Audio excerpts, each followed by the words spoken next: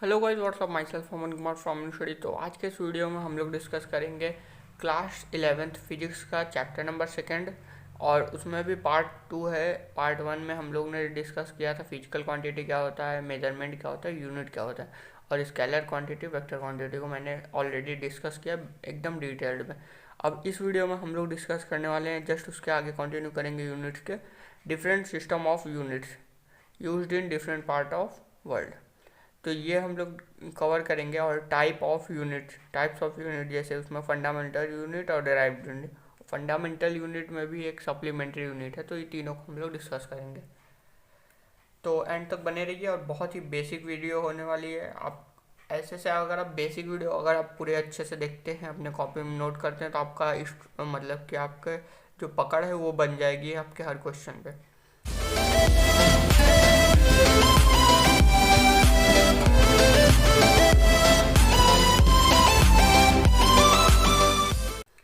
क्योंकि ये हर क्लास में काम आने वाली है, मतलब आगे के जितने भी क्लास हैं, जितने भी कंपटीशन है, वो काम आएंगे। तो हम लोग का पहला topic, different systems of the unit used in different part of world. तो डिफरेंट सिस्टम है, ज़्यादा सिस्टम नहीं है, अबाउट 4 सिस्टम ही है। तो हम लोग पहले उसको लाइन बाय लाइन डिस्कस करते हैं। पहला सिस्टम है MKS, जिसको हम लोग ऐसे MKS लिखते हैं। दूसरा सिस्टम है CGS, फिर है FPS, और लास्ट है SI, जो हम लोग हमेशा से सुनते आ रहे हैं। तो पहला ये है, दूसरा ये, तीसरा ये है, चौथा ये। ठीक है। अब इसका मतलब क्या होता है? अब आपसे कोई पूछेगा डायरेक्ट कि CGS यूनिट क्या होता है, FPS यूनिट क्या होता है, MKS यूनिट, SI यूनिट क्या होता है, तो सीधे सीधे M का मतलब होता है यहाँ पे मीटर। क्या होता है? M का मतलब मीटर। और K का मतलब होता है किलोग्राम, यानी कि केजी हम लोग लिखते हैं। और S का मतलब होता है सेकंड, टाइम।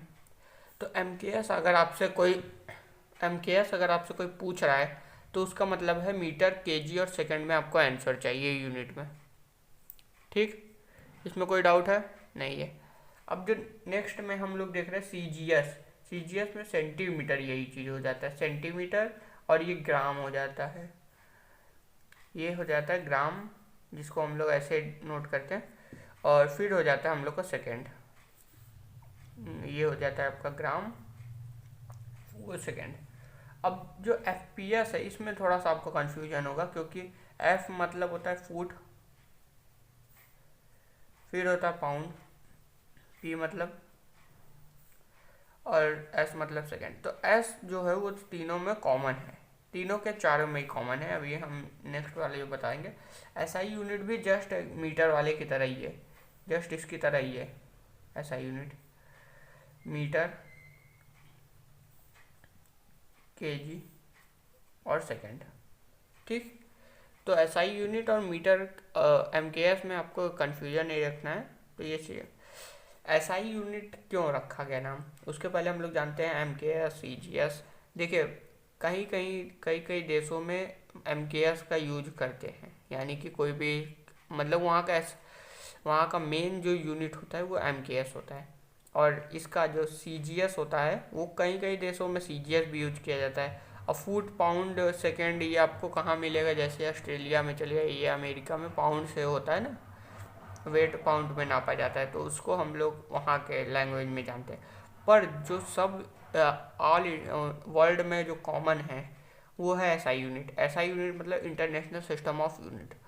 तो SI यूनिट सारे देशों में कॉमन है, जिसको हम लोग मीटर, यानी कि अगर आप यहाँ से, अगर आप वहाँ, मतलब कि यहाँ से अमेरिका चले जाएंगे, तो वहाँ पे आप अगर मीटर में कन्वर्ट कर रहे हैं, तो वहाँ के लोग उसको एक्सेप्ट करेंगे। ये कहने का बात है। तो ये डिफरेंट सिस्टम ऑफ यूनिट्स हो गए। बहुत ही ईजी वे था, बहुत ही ईजी टॉपिक था। अब जो टॉपिक आने वाला है वो थोड़े से मज़ेदार टॉपिक है। तो आई होप कि आपको क्लियर हुआ होगा। अब हम लोग पढ़ने वाले हैं types of unit.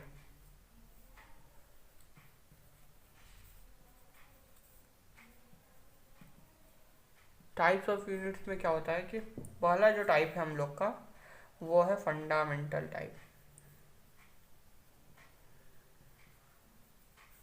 Fundamental unit. और जो दूसरा टाइप है वो है डेराइव्ड यूनिट।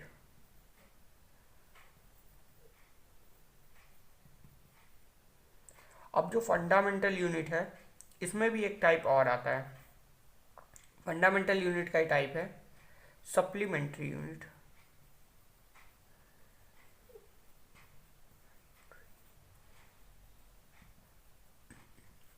तो ये आपके तीन टाइप हैं, फंडामेंटल यूनिट और derived unit main type of unit है, और फंडामेंटल का क्या टाइप, कौन सा टाइप है, सप्लीमेंट्री यूनिट।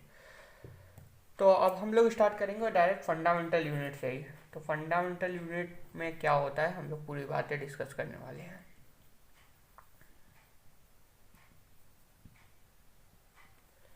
तो उसके लिए मैं एक ग्राफ बनाना चाहता हूँ, एक चार्ट टाइप का कुछ।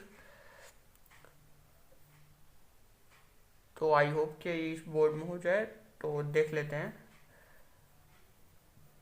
तो सबसे पहले हम लोग क्वांटिटी का बनाते हैं, और यहाँ पे आपका यूनिट हो जाता है, और यहाँ पे सिंबल। अब देखिए इसमें आपका टोटल 3 टाइप हैं, 3 कैटेगरी में मैंने डिवाइड किया है, और ये पूरा जाएगा आपका 7 फंडामेंटल यूनिट है। आपको 7 के 7 फंडामेंटल यूनिट याद होने चाहिए। क्यों याद होने चाहिए, क्या ज़रूरत है? ज़रूरत ये है कि यही इस अगर आपको फंडामेंटल यूनिट नहीं याद रहेगा तो आप उससे डेराइव्ड यूनिट नहीं याद कर पाएंगे, नहीं बना पाएंगे। तो मैं फंडामेंटल यूनिट का पहले थोड़ा सा डिफिनेशन देना चाहता हूँ। फंडामेंटल यूनिट होता क्या है? फंडामेंटल यूनिट मतलब एकदम बेसिक टाइप ऑफ यूनिट, मतलब सारे यूनिट इससे बने, इसका कोई और मतलब इसका कोई सिंपलेस्ट फॉर्म ना हो। फंडामेंटल यूनिट मतलब एकदम बेसिक, जिसका कोई सिंपलेस्ट फॉर्म ना हो, वही सबसे सिंपलेस्ट फॉर्म हो, और उसको ऐसा यूनिट भी कहते हैं, कोई दिक्कत नहीं है। तो हम लोग देख लेते हैं। यहाँ कुछ 7 फंडामेंटल यूनिट हैं जिसको आपको याद करना है, ताकि आपको डेराइव्ड यूनिट में पढ़ने में आसानी हो, क्योंकि जितने भी डेराइव्ड यूनिट है फंडामेंटल यूनिट से आए हैं। तो फंडामेंटल यूनिट आई होप को आपको समझ में आएगा। फंडामेंटल मतलब बेसिक एकदम, और उसका कोई मतलब कि एक टाइप ऑफ सिंपलेस्ट फॉर्म ना हो, वही सबसे सिंपलेस्ट फॉर्म हो फंडामेंटल यूनिट का। तो देख लेते हैं। पहला हम लोग का है लेंथ। ठीक, लेंथ का पहले हम लोग पूरा उतार लेते हैं। लेंथ, मास, टाइम, इलेक्ट्रिक करंट,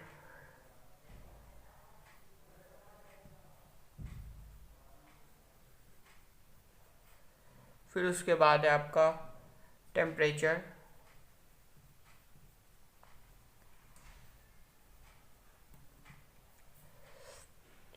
तो ये आपके कुछ 5 हैं ना, 5 आपके बेसिक हैं। अभी मैं 2 और बताने जाऊंगा, 2 और है, वो थोड़े से आपके लेवल थोड़ा सा हाई है, उसको याद करना ही पड़ेगा आपको। पहले 3 को आपको याद करवा दूँ। तो 5 है आपका, ठीक है।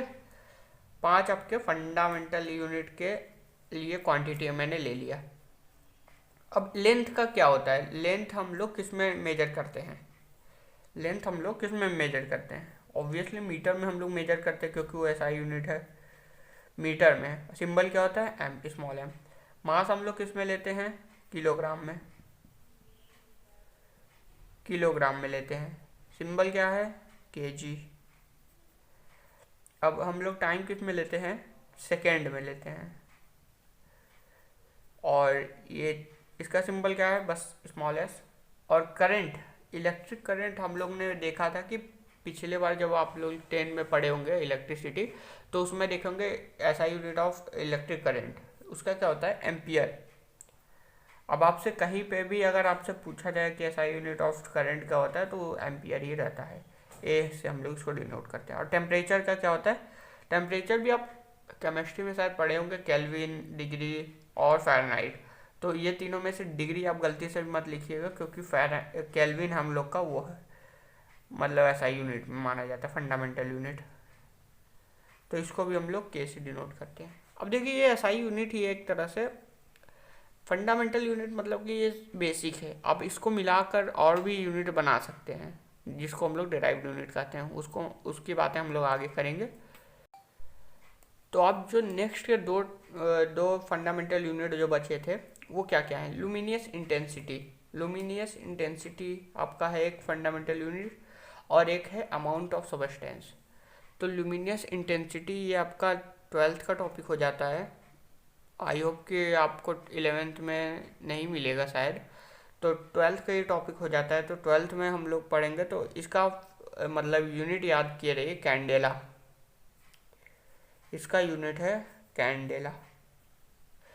थोड़ा सा दिक्कत होगा, एक दो बार अगर आप पढ़ेंगे तो आपको याद हो जाएगा। और इसका सिंबल है CD, स्मॉल से स्मॉल डी।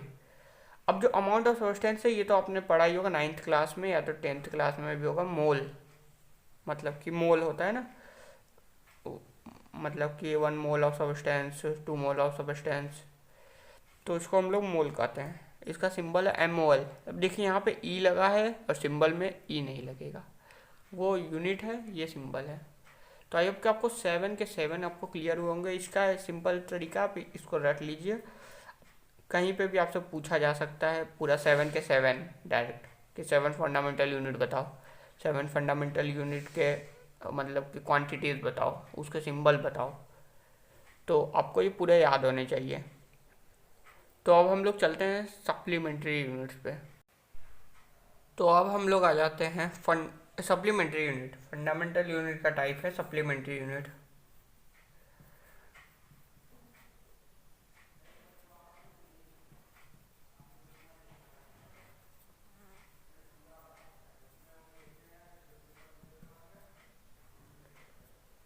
सप्लीमेंट्री यूनिट्स का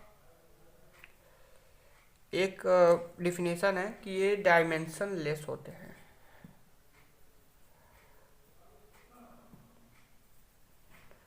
डायमेंशन लेस होते हैं और यूनिट लेस होते हैं। यूनिट लेस मतलब इसका कोई यूनिट ही नहीं होता है, और डायमेंशन लेस। तो डायमेंशन इस का लास्ट टॉपिक होने वाला है एरर के पहले इस चैप्टर का।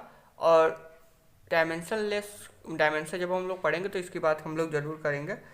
उसके पहले मैं बता देना चाहता हूँ कि ये डायमेंशन लेस और यूनिट लेस होते हैं, आप ये जाने रहिए। इसका कोई यूनिट नहीं होता। आप कैसे नहीं यूनिट होता है, मेजर तो हम लोग इसको भी करते हैं, देख लेते हैं हम। इसका यूनिट एक हम लोग SI यूनिट के जो फंडामेंटल हम लोग पढ़े हैं उसमें से नहीं आता है, इसका यूनिट अलग से है। तो इसमें भी हम लोग दो टाइप पढ़ने वाले हैं। पहला हम लोग पढ़ेंगे प्लेन एंगल, और जो दूसरा हम लोग पढ़ेंगे सॉलिड एंगल। तो दोनों बहुत ही ईजी है, इसमें आपको ज़्यादा माइंड लगाने की ज़रूरत नहीं है, क्योंकि प्लेन एंगल आपका होता है सर्कल के ऊपर, ठीक है, और ये आपका होता है सॉलिड के ऊपर, मतलब सॉलिड स्फेयर टाइप कुछ, ठीक है, सॉलिड स्फेयर। तो अब सर्कल के ऊपर देख लीजिए क्या होता है कि यहाँ से यहाँ तक एक रेडियस होता है, और यहाँ से यहाँ तक आपका होता है, ये भी आपका रेडियस होता है। और ये जो एंगल बनता है, ये मान लीजिए थीटा बन रहा है, ये रेडियस, ये रेडियस। अब जो आर्क लेंथ होता है, क्या होता है, आर्क लेंथ जो होता है उसको हम लोग L मान लेते हैं, आर्क लेंथ को L हम लोग मान लेते हैं। तो अब जो फॉर्मूला हम लोग का क्रिएट होता है, फॉर्मूला जो क्रिएट होता है, इसमें फॉर्मूला क्या बनता है कि theta is equal to L/R।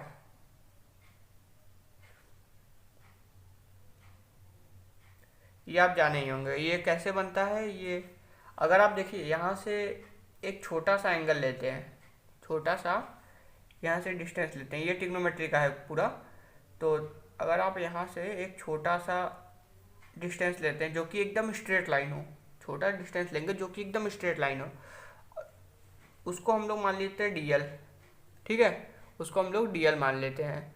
और जो छोटा सा लेंथ है ये तो R ही होगा, और ये जो होगा DL हो जाएगा, और ये हो जाएगा आपका d थीटा हो जाएगा।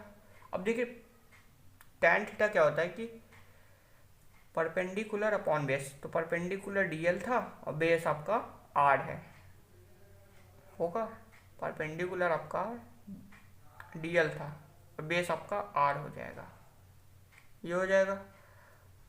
और ये आपका हो जाएगा जब ये राइट एंगल ट्रायंगल बन जाएगा इधर से, तो ये जो थीटा, ये जो एंगल होगा ये 90 होगा, ये थीटा हो जाएगा। तो आप अगर पूरा थीटा लेंगे तो ये भी पूरा L लेंगे, तो पूरा L/R।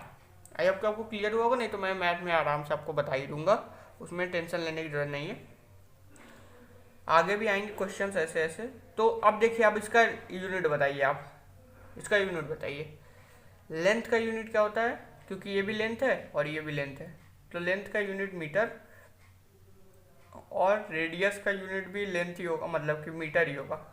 तो मीटर से मीटर कैंसिल हो जाता है, तो इसको हम लोग लिखते हैं रेड। Red means radian. अब हम लोग जितने भी एंगल कैलकुलेट करेंगे वो रेडियन में करेंगे, ना कि हम लोग करेंगे थीटा में। डिग्री में हम लोग नहीं करने वाले हैं। जैसे कि अब डिग्री सेल्सियस था तो अब हम लोग केल्विन में करने वाले हैं, तो अब वैसे ही अब जितने भी एंगल हम लोग कैलकुलेट करेंगे वो हम लोग रेडियन में करेंगे, रेडियन में। अब डिग्री आपको दे दिया, आपको रेडियन में चेंज करना रहा तो आप क्या करेंगे, तो उसके लिए एक फॉर्मूला है, आप उसको याद करिए। तो radian is equal to π/180 into degree. ये आपको फार्मूला याद करना पड़ेगा, बहुत ही इंपॉर्टेंट फार्मूला है। इससे आप डिग्री से रेडियन में चेंज कर पाएंगे, रेडियन से डिग्री में चेंज कर पाएंगे, और ये बहुत ही इंपॉर्टेंट है। अब जो रेडियन और डिग्री होता है, डिग्री होता है एक, और उसके भी नीचे कोई और यूनिट आते हैं, तो उसको भी डिस्कस कर ही लेता हूँ। जैसे डिग्री होता है 1 degree is equal to 60 minutes होता है। क्या होता है, 60 मिनट होता है, मिनट ऑफ आर्क होता है इसको कहते हैं। अब कई मिनट आपको दे दिया तो आप ये मत समझिएगा कि वो टाइम है, उसको सेकंड में अब हम लोग चेंज कर देंगे, नहीं। वो अगर एंगल बोल रहा है तो 1 degree is equal to 60 minute होता है, यानी कि डिग्री से भी छोटा होता है। और 1 मिनट इज इक्वल टू होता है आपका 60 सेकेंड। है तो टाइम वाले नाम ही, पर यहाँ पे देखिए मिनट में एक इस मतलब कि एक वो कॉमा लगा रहेगा ऊपर, और सेकंड में 2 कॉमा लगा रहेगा, यानी कि सेकंड सबसे छोटी यूनिट है। ये आपको समझ में आया। अब इसमें कन्वर्जन कर सकेंगे, अगर आपको 1 सेकंड दिया है उसको आपको मिनट में करना है, तो 1 second is equal to 1/60 minute. आप इसको क्रॉस मल्टीप्लिकेशन करके आ जाएगा आपका आंसर। तो आई होप आपको ये वाला फॉर्मूला क्लियर हुआ होगा, और ये जो 2 मैंने लिखाया है इंपॉर्टेंट चीज़ वो भी आपको याद होंगे, क्योंकि आपको कभी कभार ये डायरेक्ट मिनट ही दे देगा, मतलब सेकंड ही दे देगा, आपसे बोलेगा कि रेडियन में चेंज करिए। अब डायरेक्ट सेकंड को यहाँ पे नहीं पुट कर पाएंगे, आपको पहले सेकंड को मिनट में चेंज करना होगा, मिनट को डिग्री में चेंज करना होगा, तब डिग्री की वैल्यू आप यहाँ पे रखेंगे। ठीक है, π/180 इंटू डिग्री। और अगर आपको डिग्री दिया है, डिग्री आपसे पूछ रहा है, रेडियन दिया है, तो जस्ट इसका उल्टा कर दीजिए, 180/π into radian is equal to degree. I hope कि आपको इतने पूरे मेथड पूरा क्लियर हुआ होगा, फार्मूला पूरा क्लियर हुआ होगा। इसको हम लोग रेडियन कहते हैं, इसको रैड से डिनोट करते हैं, इसको हम लोग रैड से डिनोट करते हैं। और अगर किसी भी चीज़ के, किसी भी नंबर के ऊपर आपका ये दिया है, ये सी टाइप कुछ छोटा सा, तो भी हम लोग उसको मान लेते हैं कि वो रेडियन में। अगर कुछ नहीं दिया है, अगर कुछ नहीं दिया है तो भी हम लोग मानते हैं कि वो रेडियन में ही है। वो डिग्री में नहीं है। अब जो नेक्स्ट टॉपिक है हम लोग का सॉलिड एंगल। सॉलिड एंगल का मैं पहले ही बता देता हूँ, जैसे उसका रेडियन था उसका इसका स्टेर रेडियन है, स्टेर रेडियन, सॉरी स्टेर रेडियन इसका होता है, ठीक है, जिसको हम लोग एस आर से डिनोट करते हैं। वैसे ही अभी तक तो नहीं, मतलब कि जल्दी नहीं पूछा जाता है। तो इसका वर्किंग क्या होता है देखिए पहले। यहाँ पे आपका सेंटर हो गया, ये आपका स्फेयर का सेंटर है। आप कंफ्यूज मत होइएगा कि ये आपका उसका, अरे सॉलिड मतलब कि एक सर्कल का वो सेंटर है, नहीं, ये आपका स्फेयर का सेंटर है। अब स्फेयर के सेंटर में से हम लोग एक रेडियस टाइप ले लेते हैं, रेडियस, इसको हम लोग रेडियस ही बोल देंगे। अब जो आप अगर देखेंगे वहाँ से तो आपको कुछ ऐसा दिखने वाला है। आप इमेजिन करिए, आप पूरी इमेजिनेशन इसमें है। जस्ट इमेजिन करिए कि आप एक कोन टाइप उसमें से स्फेयर में से निकाल लिए। कोन ही निकालेंगे ना, तो कि यानी कि ट्रायंगल शेप नहीं निकल पाएगा इसमें से, आप कोन निकालेंगे डायरेक्ट। तो जो यहाँ का एंगल बनता है इसको हम लोग ओमेगा कहते हैं, एंगल को ओमेगा कहते हैं। और जो यहाँ पे आपका ये आपका सरफेस होता है, ऑब्वियसली ये 2D है तो सरफेस ही होगा। तो अब जैसे यहाँ पे आपने निकाला था कि theta is equal to L by R, वैसे यहाँ पे भी omega is equal to S by R, simple, omega is equal to S by R. तो ये ज़्यादा पूछे नहीं जाते ज़्यादातर, तो मैं इसके बारे में ज़्यादा डिस्कस नहीं करूँगा। और अब हम लोग डायरेक्ट आते हैं डेराइव्ड यूनिट पे। अब बस इतना याद रखे रहिए कि omega is equal to S by R. और ये इसको तो पक्का याद रखे रहिए क्योंकि इसका आपका 9th मतलब कि 11th का ट्रिग्नोमेट्री में है, फिर और बहुत सारे जगह पे है, आपको यूज होगा। आपके लिमिट डेरिवेटिव में है, आपके 12th में भी आएगा, ये फिजिक्स में भी है बहुत सारी जगह। तो आज का नेक्स्ट टॉपिक यानी कि डेराइव्ड यूनिट।